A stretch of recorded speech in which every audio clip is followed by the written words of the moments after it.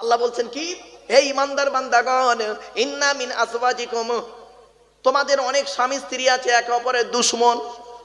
বাবা, কত স্বামী আছে দেখবেন অন্য মেয়ের সঙ্গে সম্পর্ক করে নিজের স্ত্রীকে মেরে দিয়েছে। আবার কত স্ত্রী আছে দেখবেন অন্য ছেলের সঙ্গে পরকিয়া করতে গিয়ে পরকিয়া করে সম্পর্ক রেখেছে, রেখে নিজের স্বামীটাকে মার্ডার করে দিয়েছে। নেই? কত নেবেন? এই জন্য আল্লাহ পাক বললেন, এই পৃথিবীর জমিনে তুমি একাই এসেছো, একাকেই যেতে হবে। তবে পৃথিবীর নিয়মে আমি যা যা বলি যে সেইগুলো করবে। একেবারে দুনিয়ায় স্ত্রীর মায়ায় পড়ে, আর ভালোবাসায় পড়ে, স্বামীর ভালোবাসায় পড়ে, ছেলে মেয়ের ভালোবাসায় পড়ে, ব্যবসা বাণিজ্যর পাল্লায় পড়ে, টাকা পয়সার পাল্লায় পড়ে আমার ইবাদত থেকে তুমি ভুলে যাও না। যদি তুমি ভুলে গিয়েছো তোমার অবস্থা খারাপ। কোরআন বলছে, ইয়া আইয়ুহাল্লাযীনা আমানু লা তুলহিকুম আমওয়ালুকুম ওয়ালা আওলাদুকুম আন যিকিরিল্লাহ ওয়া মান ইয়াফআল যালিকা ফাউলাইকা হুমুল খাসিরুন। সূরা মুনাফিকুনের মধ্যে আল্লাহ পাক বলে দিলেন 28 পারায়, হে ঈমানদার বান্দাগণ, লা তুলহিকুম আমওয়ালুকুম ওয়ালা আওলাদুকুম আন যিকিরিল্লাহ, সন্তান আর সম্পদ যেন তোমাকে আল্লাহর ইবাদত থেকে ভুলিয়ে যেন না রাখে। বইয়ের পাল্লায় পড়ে, ছেলে মেয়ের পাল্লায় পড়ে, ব্যবসা বাণিজ্যের পাল্লায় পড়ে কোনোদিন আল্লাহর ইবাদত থেকে ভুলে যেও না। নামাজ ছেড়ে দিও না, রোজা ছেড়ে দিও না, আল্লাহকে ভালোবাসতে কোনোদিন ভুলো না। মনে রেখো, ওই স্ত্রী ছেলে মেয়ে সহ সম্পদ তোমাকে কেউ কিয়ামতের মাঠে নাজাত দিতে পারবে না। তুমি যদি আল্লাহকে ভালোবাসো, আল্লাহর দয়ায় তুমি পার হবে। আর এই মানুষ তো কি করে, দুনিয়াতে বইয়ের জন্য অনেক কিছু করছে, ছেলের জন্য মেয়ের জন্য অনেক কিছু করছে, নিজের জন্য কিছুই করেনি। কি করছে? আল্লাহ রাসূল বলেছেন, তুমি নিজের জন্য আমল করো। মানুষ মরে যায়, সব জিনিস বন্ধ হয়ে যায়, আমলের দরজা বন্ধ হয়ে যায়, তিনটে জিনিস খোলা থাকে। আপনি নিজের জন্য কি করেছেন? কবরে আপনি কি জবাব দেবেন? আপনার নিজস্ব কিছু পার্স আছে? আপনার তো কিছুই নাই। আপনি যা করেছেন স্ত্রী, ছেলে মেয়ে, টিভি, বাচ্চা, জনগণের জন্য করেছেন। আপনি নিজে ইবাদত কিছু করেছেন? ভাঁড়ে কিছু আছে? আপনার ভাঁড়টাকে তো দেখা হবে। নামাজ আছে? এত বছর যে নামাজ কাজা করেছো তার কি জবাব দেবে? রোজা আছে? এতদিন তো রোজা করো নাই, তার কি জবাব দেবে তুমি? কবর কাউকে ছাড়বে না। কবর চারটে কথা বলে। 1 নম্বর কবর বলে, আমি কবর সাপ বিছে পোকামাকড়ের ঘর। 2 নম্বর কবর বলে, আমি কবর দরজা জানালা ছাড়া ঘর। 3 নম্বর কবর বলে, আমি কবর কাউকে চিনি না, কে পীর সাহেব, মলি সাহেব, মুফতি সাহেব, কোনো সাহেবকে আমি চিনি না। 4 নম্বর কবর বলে, আমি কবর আমার উপরে লাইটিং করতে গেলে, ফুল দিয়ে সাজাতে গেলে, খুশবু করতে গেলে টাকার প্রয়োজন হয়, আমার ভেতরে লাইটিং করতে গেলে নেক আমলের প্রয়োজন হয়। বাবারা, অনেকে বাড়িতে পাথর বসিয়েছেন না, বাড়িতে এসি লাগিয়েছেন না, বাড়িতে ঝাড়বাতি বসিয়েছেন না, দেয়ালগুলোতে সুন্দর করে রং করেছেন না। কদিনের? আপনি এই ঘরটায় থাকবেন কদিন? 30 বছর, 40 বছর, 50 বছর, 60 বছর, 70, 80, টেনে টুনে 100। ঠিক না বে ঠিক? তাও 100 আর কেউ বাঁচে না, খুব কম। যে ঘরটায় চিরজীবন পড়ে থাকতে হবে কিয়ামত পর্যন্ত, ওই ঘরটাই একটু লাইটিং করুন না, ওই ঘরটা একটা ঝাড়বাতি লাগান না, ওই ঘরটা একটু পাথর বসিয়ে মজা করুন না। আমি ওই বস্তু ঝাড়বাতির কথা বলিনি। আচ্ছা বাবা বলেন তো দেখি, পৃথিবীর সব থেকে উত্তম ইবাদতের নাম কি বলেছে? আফজালুল ইবাদাত ইবাদাতুস সালাত, নামাজ, তাই তো? আচ্ছা, নামাজে যে দরুদটা পড়া হয়, ওই দরুদটা যদি কেউ পড়ে, উত্তম ইবাদতে উত্তম দরুদ, ঠিক না বে ঠিক? তাহলে তোমার এইটুকু জ্ঞান হলো না যে পড়ছে তাকে তুমি মানা করছো কেন? যে পড়ছে পড়ুক না, তোমার তো সহি হাদিসটা জানা নেই। ইয়া আইয়ুহাল্লাযীনা আমানু সাল্লু আলাইহি ওয়া সাল্লিমু তাসলিমা। বাবা, আমি যে তাফসীরটা লিখছি, তাফসীরটার নাম হলো তাফসীর আবু বকর। তাফসীর আবু বকর যখন আপনাদের সামনে আসবে বাপ, এক একটা আয়াতের 12টা করে পয়েন্ট আছে, 12টা করে পয়েন্ট এক একটা আয়াতে, ভাবতে পারবেন না। তো কি বলবো, কিছু বলার নেই। আর কিছু মানুষ আছে তারা ওইগুলো নিয়ে নাচানাচি করে একটু বেশি, আর ইউটিউবওয়ালারা কিছু আছে ওইগুলো নিয়ে লাগালাগি করাতে পারলে এবার একটু ভিউ হয়। খবরদার না বাবা। চলো, তওরাত কিতাব কত পারা? 1000 পারা। কত কত কত?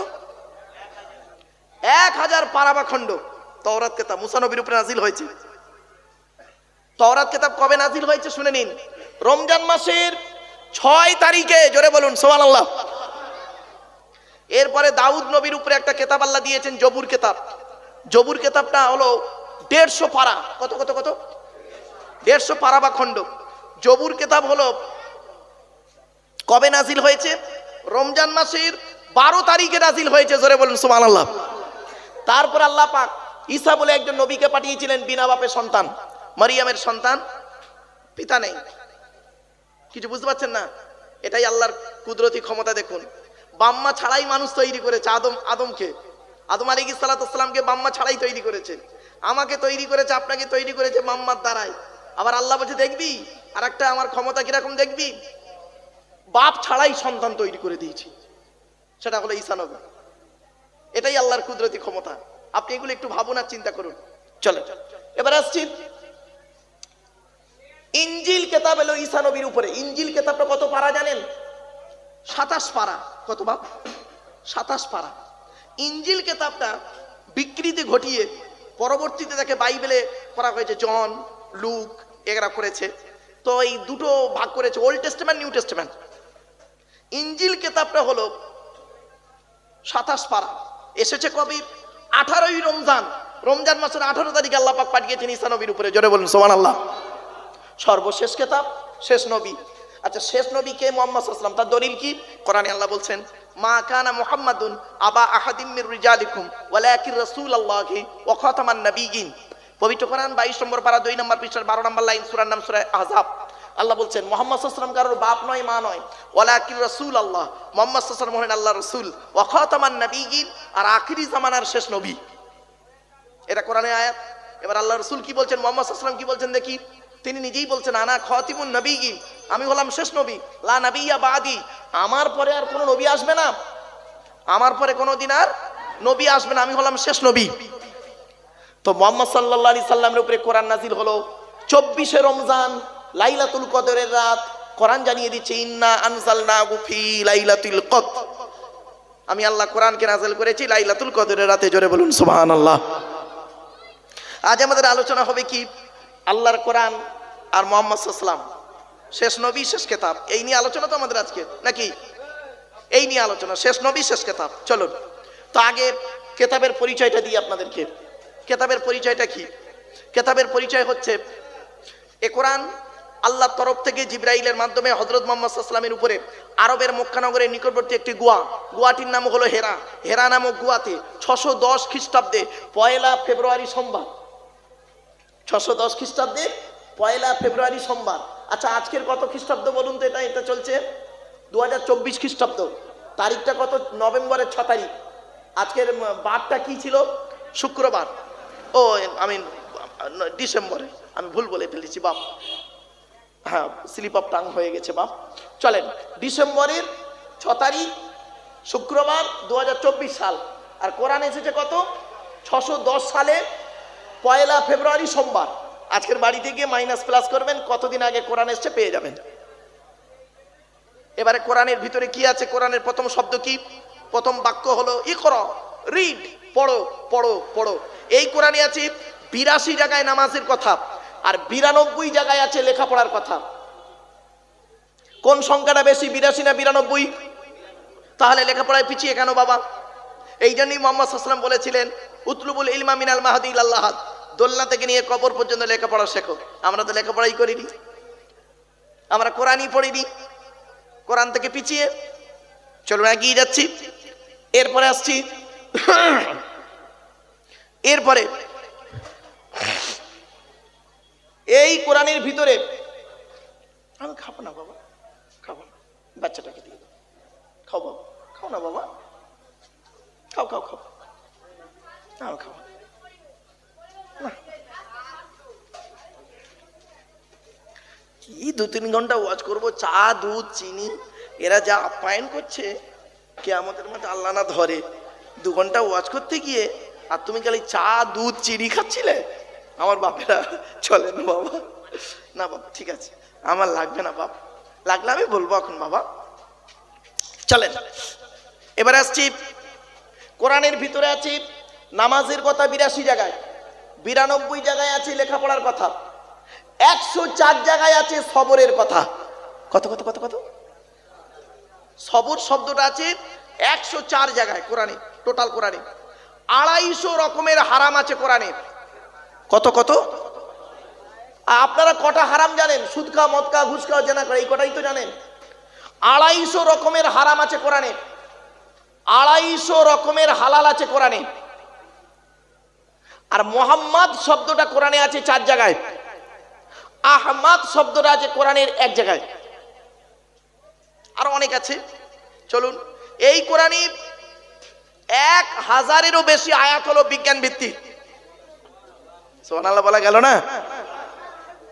কটা আয়াত কিনা আমরা গবেষণা করেছি। চলেন একটা একটা করে আপনাদের বলি। এবার কোরআনের ভিতরে কি আছে? 30টা পারা, 540টা রুকু, 114টা সূরা, 14 থেকে 15 খানা সাজদা, 7টা মানজিল, 8 থেকে 12 খানা সাক্তা, 6666টা আয়াত, কেউ বলেছেন 6236টা আয়াত, 3,23,215টা অক্ষর।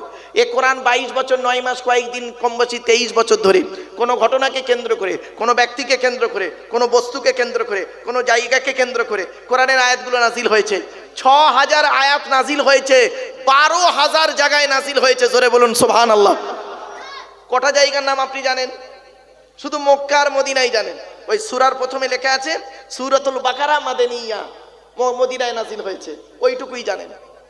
গোটা সূরাটা মদিনায় নাজিল হয়েছে। কোন ঘটনার কেন্দ্রে কোন কোন আয়াতের পরিপ্রেক্ষিতে কোনটা নাজিল হয়েছে এটা জানতে হবে, শানে নুজুল জানতে হবে। এজন্য কোরআনের তাফসীর করতে গেলে, কোরআনের তাফসীর করতে গেলে 25 রকমের জ্ঞান তার মধ্যে থাকতে হবে, তবে ওই লোকটা কোরআনের তাফসীর করার যোগ্যতা রাখে। 25 রকমের জ্ঞান গো বাবা, আলেম উলামা আছে ভাইরা জানে। 25 রকমের জ্ঞান থাকতে হবে লোকটার ভিতরে, তবে কোরআনের তাফসীর করতে পারবে। ইলমুন নাহু, ইলমুস সারফ, ইলমুল বালাগাত, ইলমুল বায়ান, ইলমুল বাদি। শুধু তাই নয়, উসুল, উসুলের সমস্ত দিক, আম, খাস, মুতলাক, মুকাইয়াদ, সারি, কেনায়া, হাকিকি, মাজাজি, ইবারাতুন নাস, ইশারাতুন নাস, দালালাতুন নাস, ইক্তিজাউন নাস, আমর, নেহি।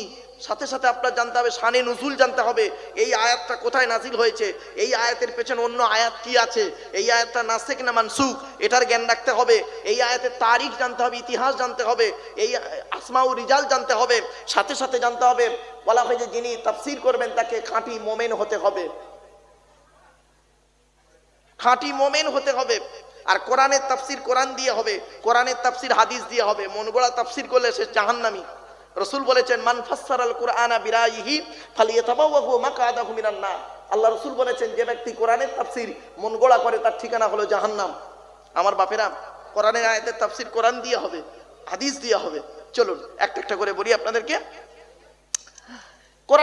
কোরআন যার উপরে নাজিল হয়েছে তার পরিচয় কি?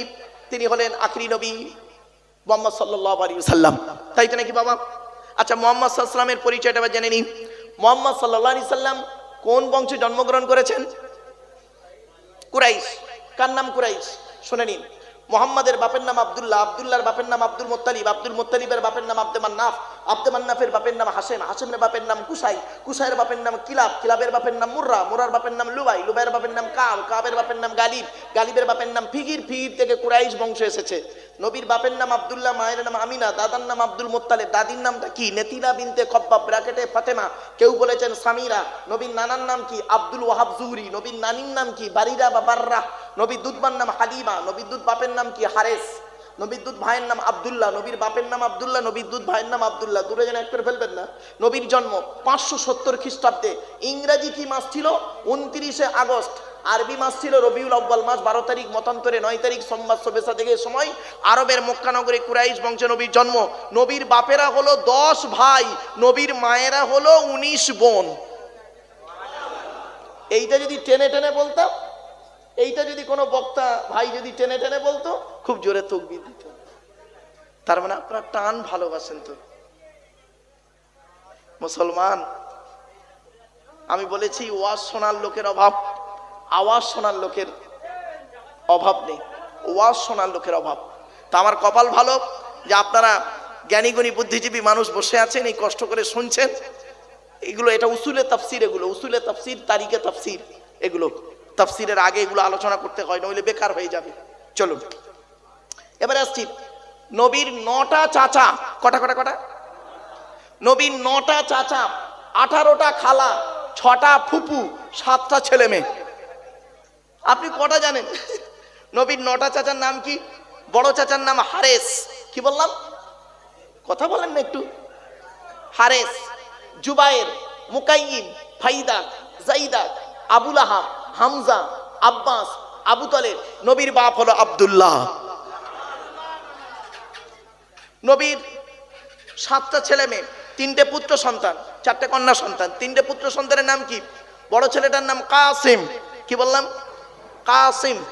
এই জন্য নবীর একটা নাম হলো আবুল কাসেম, নবীর একটা উপাধি আবুল কাসেম, কাসেমের বাপ। তাহের বা তৈয়েব, ছোট ছেলেটার নাম হলো ইব্রাহিম, মারিয়া কিপ্তিয়ার গর্ভে এসেছিলেন। এবারে আসছি 4টে কন্যা সন্তান। বড় মেয়েটার নাম জাইনাব, রুকাইয়া, উম্মে কুলসুম, ছোট মেয়েটার নাম ফাতেমা।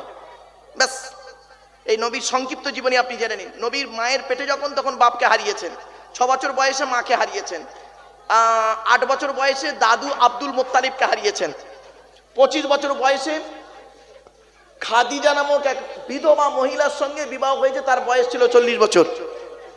নবীর বয়স যখন 40 বছর তখন কোরআন নাসিল হয়েছে। নবীর বয়স যখন 50 বছর, খাদিজা তখন ইন্তেকাল করেছেন। খাদিজা যতদিন বেঁচে ছিলেন, আম্মাজান খাদিজা রাদিয়াল্লাহু তাআলা আনহা যতদিন বেঁচে ছিলেন ততদিন নবীজি দ্বিতীয় কোনো বিবাহ করেননি। মনে রাখবেন, খাদিজা, খাদিজা সম্পর্কে বহু কথা রাসূলুল্লাহ বলেছেন। খাদিজার আদর্শ, খাদিজার চারিত্রিক বৈশিষ্ট্য সম্পর্কে রাসূলুল্লাহ অনেক কথা বলেছেন। এবারে আসছি নবীর বয়স যখন 50 হলো তখন আম্মাজান খাদিজা রাদিয়াল্লাহু তাআলা আনহা উনি ইন্তেকাল করলেন। আচ্ছা, আম্মাজান খাদিজা বললাম কেন? আম্মাজান আয়েশা বলে, তাই না বাবা? বলুন না বাবা, একটু কথা বলুন না আপনারা। আম্মাজান কেন বলে? নবীর স্ত্রীদেরকে আম্মাজান কেন বলেন? কোরআনের দলিল সূরা আহজাবে আছে প্রথমে, আন-নাবিয়্যু আউলা বিল মুমিনিন ওয়া আজওয়াজুহু উম্মাহাতুহু। মুমিনদের কাছে সবথেকে প্রিয় হলো রাসূল, আর ওয়া আজওয়াজুহু, তার স্ত্রীগণ হলো উম্মাহাতুহুম, তাদের মায়ের মতো। এই জন্য আম্মাজান খাদিজা, আম্মাজান আয়েশা আমরা বলি, মাথায় রাখবেন, কোরআনের দলিল। চলো এবার আসছি, নবীজি আল্লাহর হুকুমে মক্কা থেকে মদিনায় গেলেন, তাকে বলে হিজরত। যেদিন মক্কা থেকে মদিনায় গিয়েছিলেন সেদিন থেকে হিজরি সাল গণনা হয়েছে। তারপরে মদিনায় থেকে আবার মক্কায় এলেন, ফাতে মক্কা। কিছুদিন পরে নবীজি ইন্তেকাল করলেন। নবীজির ইন্তেকালের তারিখটা কত ছিল? 632 খ্রিস্টাব্দ। 632 খ্রিস্টাব্দের জুন মাসের 8 তারিখ সোমবার। তাহলে জন্মটা ছিল কবে? 570 খ্রিস্টাব্দের আগস্ট মাসের 29 তারিখ সোমবার। আর ইন্তেকাল কি? 632 খ্রিস্টাব্দের জুন মাসের 8 তারিখ সোমবার। ক্লিয়ার না? বুঝতে পারলেন না? এইটা মাইনাস প্লাস করুন, কতদিন নবীজি পৃথিবীতে হায়াতে ছিলেন পেয়ে যাবেন। চলো এবারে আসছি, নবীর উপরে কোরআন নাযিল হয়েছে। আজকে আমরা কোরআনে একটি সূরার আলোচনা করব। এখন কি সূরার আলোচনা করি বা বলুন তো দেখি? আপনাদের ধৈর্য আছে নেওয়ার মতো? আছে এখনো? নাকি শেষ করে দেবো? 2-4টে এদিক ওদিক করে শেষ করে দেবো? একটু সময় দিতে পারবেন আমাকে? 1 ঘন্টা সময় দিতে পারবেন ইনশাআল্লাহ? এখন ঠিক করে বলুন, নইলে কোরআনের আলোচনা শুরু করব আর মাঝ রাস্তায় আপনি উঠে চলে যাবেন, আমার খুব খারাপ লাগবে। সূরাটি আলোচনা করব কষ্ট করে, আর আপনি চলে যাবেন, খারাপ লাগবে। 1 ঘন্টা সময় দিতে পারবেন দয়া করে? একটু কালেকশন করতে হবে নাকি? কালেকশনের ব্যাপার নাই, ঠিক আছে বাবা। আর সকলের খাওয়া দাওয়ার ব্যবস্থা আছে তো? বসিয়ে খাওয়াবেন নাকি? Package system? বাবা কেউ যাবেন না, তাবারুকের ব্যবস্থা আছে। এই সূরাটা শেষ করে দিয়ে একটা সূরা অন্তত আল্লাহর কাছে কিয়ামতের মাঠে আপনি বলতে পারবেন, ওগো আল্লাহ, পৃথিবীতে যতদিন ওয়াজ শুনেছি আপনার গোটা কোরআনের তাফসীর শোনার সুযোগ হয়নি, তবে একটা সূরার শুরু থেকে শেষ পর্যন্ত সংক্ষিপ্ত আলোচনা করার শোনার সুযোগ তুমি দিয়েছিলে। আল্লাহ ওইটার ওসিলায় যদি আল্লাহ যেন আমাদের নাজাত দেয়, বলুন আল্লাহুম্মা আমিন। আমার বাপেরা একবার সকলে দরুদ শরীফ পাঠ করুন, আল্লাহুম্মা সাল্লি আলা।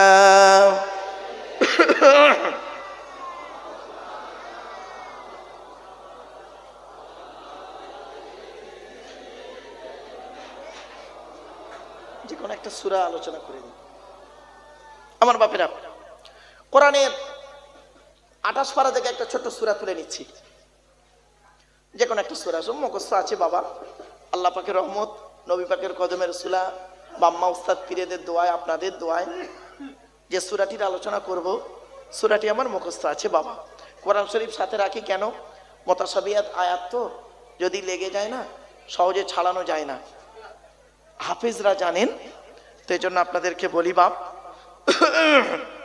যে সূরাটির আলোচনা করব, সূরাটির নামটা আগে বলে দিই। সূরা সফ। কি বললাম? সূরাতুস সফ। সফুন মানে হলো জামাত বা দল। এই সূরাটির মধ্যে খুব সুন্দর আলোচনা আছে, তাই এই সূরাটি নির্বাচন করলাম। সূরা জুমা, সূরা মুনাফিকুন, ছোট ছোট সূরা ছিল, সূরা তাহরিম, সূরা তাগাবুন, এদিকে সূরা মুমতাহিনা। এসব সূরাগুলো একটু বড় বড়, আর আলোচনা করতে গেলে খুব দীর্ঘ লাগবে, 3-4 ঘন্টার সময় লাগে একটা সূরার আলোচনা করতে গেলে। তো এই সূরাটি মানে শুধু বিল্লাফ তরজমা করে সংক্ষিপ্ত আলোচনা করলেই যথেষ্ট। মোটামুটি 1 ঘন্টার মধ্যে আমার কভার হয়ে যাবে ইনশাআল্লাহ। চলেন, সূরা সফ নাজিল হয়েছে কোথায়? মদিনায় নাজিল হয়েছে। সূরা সফের ভিতরে কি আছে? 14টা আয়াত আছে। কত? 14টা আয়াত, 2টো রুকু আছে। আর সূরা সফের আলোচনা কি আছে শুনবেন। প্রথমে আল্লাহর আলোচনা, তারপরে আমাদের আলোচনা, তারপরে শহীদানদের আলোচনা, তারপরে মুসা নবীর আলোচনা, তারপরে ঈসা নবীর আলোচনা, তারপরে কোরআনের এই মুহাম্মদ সাল্লাল্লাহু আলাইহি ওয়াসাল্লামের আলোচনা, সুসংবাদ, তারপরে আছে ঈমান, মুমিন, জিহাদ, অনেক কিছু আলোচনা এর মধ্যে রয়েছে, এবং ইহুদি নাসারাদের আলোচনাও এর মধ্যে রয়েছে। এজন্য এই সূরাটি নির্বাচন করলাম। চলেন, কোরআনের তাফসীর শুনতে গেলে প্রথমে কি করতে হবে? তাউজ তাসমিয়া পড়তে হবে। তাউজ তাসমিয়া আল্লাহ পাক কোরআনে বলেছেন, ইজা করাআতাল কুরআনা, যখন তুমি কোরআন পড়বে, ফাস্তাইজ বিল্লাহি মিনাশ শাইতানির রাজিম, সুতরাং শয়তান মারদুদ হইতে আল্লাহর কাছে পানাহ চেয়ে নাও। তো বাবা কষ্ট করে একবার আউজ বিল্লাহ পড়া যাবে? পড়ুন, আউযু বিল্লাহি মিনাশ শাইতানির রাজিম। এর বাংলা মানে কি? বিতাড়িত শয়তান মরদুদ হইতে আল্লাহর কাছে পানাহ চেয়ে নিলাম। আউজ বিল্লাহ পড়ার পরে কি পড়তে হয় বাবা? বিসমিল্লাহ, তাসমিয়া পড়তে হয়। এন্ড তার বিসমিল্লাহ কেন পড়বেন? আল্লাহ নবী বলছেন, কুল্লু আমরিন জিবালিন লাম ইউবদা বিসমিল্লাহির রহমানির রহিম ফাহুয়া আফতার। নবীজি বলেছেন, প্রত্যেকটা কাজ শুরু করার আগে বিসমিল্লাহ দিয়ে শুরু করবে, আল্লাহর নাম দিয়ে শুরু করবে। প্রত্যেকটা কাজ শুরু করবে যখন আল্লাহর নাম দিয়ে শুরু করবে। আল্লাহর নাম ছাড়া যদি কোনো কাজ শুরু করেছো, ওতে কোনো বরকত হবে না, ওটা হবে লেজ কাটা। তো আমার বাপেরা, কোরআনের আলোচনা শুরু হচ্ছে, আপনারা একটু দয়া করে বিসমিল্লাহটা পড়তে পারবেন? পড়েন, বিসমিল্লাহির রহমানির রহিম। এর বাংলা মানে কি? আল্লাহর নামের সঙ্গে যিনি পরম দয়ালু, দয়াবান। আমি শুরু করছি, আরবিটা নেই, ওটা ধরে নিতে হবে, আবদাউ বা আশরাউ ইত্যাদি। বিসমিল্লাহ পড়লেন কেন?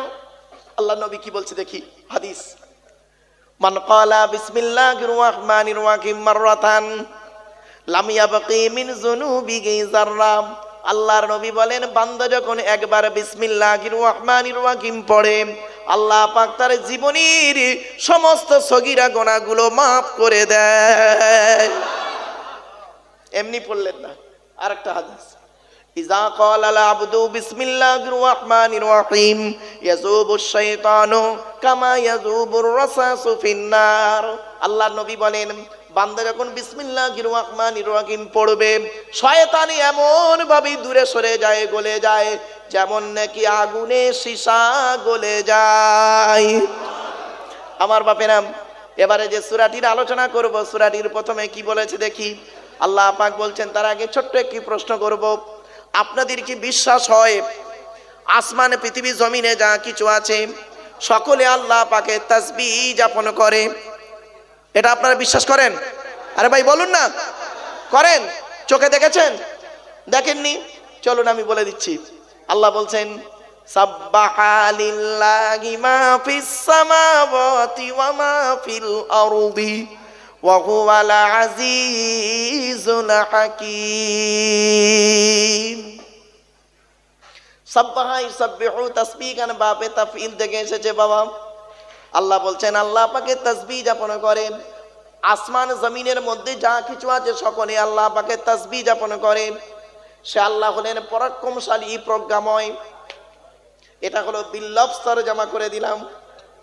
এবারে আসছি এই আয়াতের তাফসীর অন্য আয়াত দিয়ে হচ্ছে। আল্লাহ বলছেন, তুসাব্বিহু লাহুস সামাওয়াতু সাবউ ওয়াল আরদু ওয়া মান ফীহিন ওয়া ইম মিন শাইইন ইল্লা ইউসাব্বিহু বিহামদিহি ওয়ালাকিন লা তাফকাহুনা তাসবিহাহুম। এই আয়াতের তাফসীর অন্য আয়াত দিয়ে হচ্ছে 15 নম্বর পারার 5 নম্বর পৃষ্ঠার একেবারে 4 নম্বর লাইন, সূরার নাম সূরা বানী ইসরাঈল। আল্লাহ বলছেন আসমান পৃথিবী জমিনে যা কিছু আছে সকলে আল্লাহ পাকে তাসবিহ যাপন করে। তোদের মধ্যে খুব কম লোক আছে তাদের তাসবিহ গুলো বুঝতে পারে। সকলকে আল্লাহ পাক সেই চোখটা দান করেনি। গাছ কিভাবে আল্লাহকে ডাকে, মাছ কিভাবে আল্লাহকে ডাকে, হরিণ কিভাবে আল্লাহকে ডাকে, মোরগ কিভাবে আল্লাহকে ডাকে, চতুষ্পদ জন্তু কিভাবে আল্লাহকে ডাকে, শুনলে চমকে যাবেন। আজকে রাতের বেলা বাড়ি যাবার সময় দেখবেন খিরিস বলে একটা গাছ আছে। আপনারা কি বলেন ভাই? ওই যে কাঠটার তৈরি হয়, এই তৈরি হয় এগুলো খিরিস বলেন না শিরিষ? আমরা খিরিস বলি। তা যাই হোক বাবা, খিরিস গাছের বা শিরিষ গাছের তলায় চলে যান, রাতের বেলা গিয়ে দেখবেন খিরিস গাছের পাতাগুলো মুড়ে গিয়েছে। শুধু তাই নয়, তেঁতুল গাছের তলায় চলে যান, দেখবেন রাতের বেলা তেঁতুল গাছের পাতাগুলো মুড়ে গিয়েছে। লজ্জাবতী বলে একটা গাছ আছে, স্পর্শ করবেন গায়ে গাছের পাতাটা মুড়ে যাবে। ঠিক না ঠিক? শুধু তাই নয়, সূর্যমুখী ফুল বলে একটা ফুল আছে। রাতের বেলা গাছের তলায় গিয়ে দেখুন ফুলটা মাথা হেঁট করে নিচের দিকে পড়ে আছে। আল্লাহ বলে সকাল যখন হবে, আমার সূর্যের আলো যখন ওদের গায়ে পড়বে, খিরিস গাছ আস্তে আস্তে পাতাটা খুলে যাবে, তেঁতুল গাছ আস্তে আস্তে পাতাটা মেলে ধরবে, আর সূর্যমুখী ফুলটা ঠিক সূর্যের দিকে তাকিয়ে আল্লাহ আল্লাহ বলে জিকিরি করতে থাকে। মোরগ কিভাবে আল্লাহকে ডাকে? আল্লাহ নবী বলেছেন, লা তাসুব্বুদ্দিকা, তোমরা মোরগকে গালি দিও না। মোরগ বোঝেন তো? মুরগি মোরগ গো বাবা, জামাইরা ভালো বোঝে, বুড়ো বুড়ো জামাই যারা আছে ওরা ভালো বোঝে মোরগ কারে বলে। কারণ নতুন জামাইকে মোরগের গোস্ত খাওয়াতো, আর এখনকার জামাইদের পোলট্রির মুরগি খাওয়াইতো, তাই না? এখন আর মোরগ দিছি মুরগি মোরগ কম। একটু হাসির ছলে কথা বলি, চলেন। আল্লাহ নবী বলেছেন, লা তাসুব্বুদ্দিকা, তোমরা মোরগকে গালি দিও না। কেন? ফাইন্নাহু ইউকিযুলিস সালাত, মোরগ তোমাদের নামাজের সময় ফজরের নামাজের জন্য বাগ দিয়ে ডেকে দেয়। আল্লাহ নবী যত খাবার খেয়েছেন তার মধ্যে একটা প্রিয় খাবার শুনুন। আল্লাহ নবীর প্রিয় খাবারগুলো কি কি? হযরত মুহাম্মদ সাল্লাল্লাহু আলাইহি ওয়াসাল্লামের প্রিয় খাবার ছিল, 1 নাম্বার ছিল স্বচ্ছ পানি, 2 নাম্বার হলো দুধ, 3 নাম্বার হলো খেজুর, 4 নাম্বার হলো মধু, 5 নাম্বার হলো কি জানেন? রাসূলুল্লাহর প্রিয় খাবার ছিল মাশরুম, 6 নাম্বার হলো রায়তা, 7 নাম্বার হলো কি জানেন? 2টো সবজি খেতে নবী ভালোবাসতেন, একটা হলো কদু বা লাউ, আর 2 নাম্বার হলো কচি শশা খেতে নবী ভালোবাসতেন। নবীজি 2টো ফল খেতে ভালোবাসতেন, একটা হলো রুম্মান, আনার বা বেদানা যাকে বলেন, ডালিম, ওই ফলটা নবী খেতে ভালোবাসতেন। আর একটা ফল হলো কি জানেন? বাতিকুল আহমার, এর মানে হচ্ছে লাল তরমুজ, তরমুজ খেতে নবীজি ভালোবাসতেন। নবীজি শুধু তাই নয়, সিজনের ফলগুলো খেতে ভালোবাসতেন। সিজনে যে ফলগুলো হয়, আমের সময় আম, কাঁঠালের সময় কাঁঠাল। শুধু তাই নয়, আমার রাসূলুল্লাহ করতেন কি? দুটো গোস্ত খেতে ভালোবাসতেন রাসূলুল্লাহ। একটা হলো বকরির পাঁজরের মাংস খেতে নবী ভালোবাসতেন, আর 2 নাম্বার হলো মোরগের মাংস খেতে নবী ভালোবাসতেন। কেন মোরগের মাংস খেতে ভালোবাসতেন? চলুন একটু পেছনে ইতিহাসটা একটু দেখে নিন। وَإِذْ قَالَ إِبْرَاهِيمُ رَبِّي أَرِنِي كَيْفَ تُحْيِي الْمَوْتَى قَالَ وَلَمْ تُؤْمِنْ قَالَ بَلَى وَلَكِنْ لِيَطْمَئِنَّ قَلْبِي قَالَ فَخُذْ أَرْبَعَةً مِنَ الطَّيْرِ فَصُرْهُنَّ إِلَيْكَ ثُمَّ اجْعَلْ عَلَى كُلِّ جَبَلٍ مِنْهُنَّ جُزْءًا ثُمَّ ادْعُهُنَّ يَأْتِينَكَ سَعْيًا وَاعْلَمْ أَنَّ اللَّهَ عَزِيزٌ حَكِيمٌ। 3 নম্বর পারা 3 নম্বর পৃষ্ঠার প্রথম নম্বর লাইন, সূরার নাম সূরা বাকারার মধ্যে আল্লাহ পাক বলছেন